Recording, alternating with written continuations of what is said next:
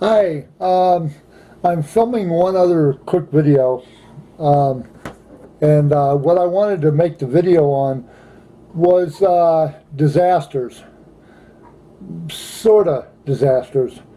It's not like natural disasters, like say your um, country gets landslided, or a great big huge tornado comes in and destroys your city or town. But I did kind of have a slight disaster with my camera. I accidentally pulled the cord that was connected to the camera, the power cord that was connected to the camera, and the camera fell off the table and onto the floor. And the lens was stuck, and it was giving me a lens error. So I got on Google, I got on YouTube actually, and I tried to look up all kinds of things that I could think of for camera repair. Lenses that are stuck. Nothing was going on. I couldn't find nothing. I was getting angry. I was yelling and screaming, and I was hollering because this is my favorite camera. It's a Nikon L830. And it's not an expensive camera. I bought it used, but I like this camera. I'm a very bare bones kind of person. I use this to take the photographs that I use for my artwork, and I use this to make my videos for YouTube. I tried using my camera on my phone, but it was not doing exactly what I thought it would do. It was giving me some issues. But this, on the other hand, I can put it in front of me. I can push power, hit play, and record, and then I can record it and then play back. And so, anyway, as I'm looking and looking and looking and looking, I'm freaking out because I don't have the money to buy a new camera. Yeah, I'm not rich. I'm very inexpensive. That's why I'm known as the pauper's budget.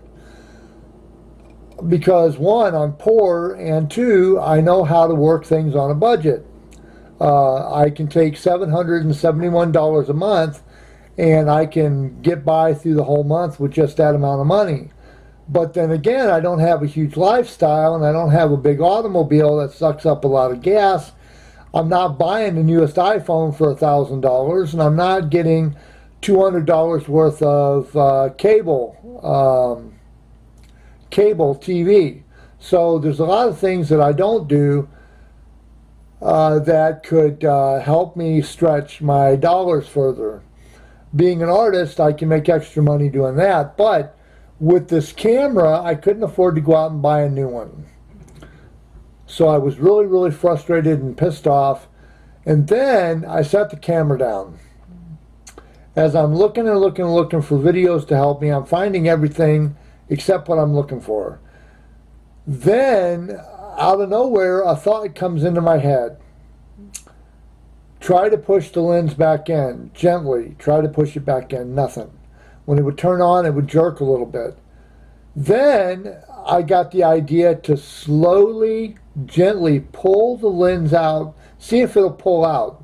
So I did. I pulled it out as far as it would go. Then, I slowly pushed it back in, back to where it was stuck. Then I hit the power on button and it was back to normal again. So for that, I'm extremely fortunate that my camera didn't get busted. So a disaster was diverted. Somewhere in the world there's probably a tsunami going on, or there's probably rainfall that's flooding, and for them, I pray that everything is okay. That is an actual real disaster. What happened to me was frustrating and it pissed me off in the moment, but after I calmed down, I would have just had to buy a new camera if I couldn't get this one fixed. And it's probably not worth taking to a camera shop because they're going to charge you a lot of money just to fix anything because they want you to buy a new one. That's why they tell you it's going to cost you a lot of money. Anyway, that's fixed, and I'm back to doing videos again, so I just wanted to make this little bit of nonsense to kind of take people's minds off what I normally talk about, which is Seattle and all of its problems. Anyway, I'm going to let you go on that note. This has been All Things Considered, because I consider all things. Good night, Seattle, and all points beyond.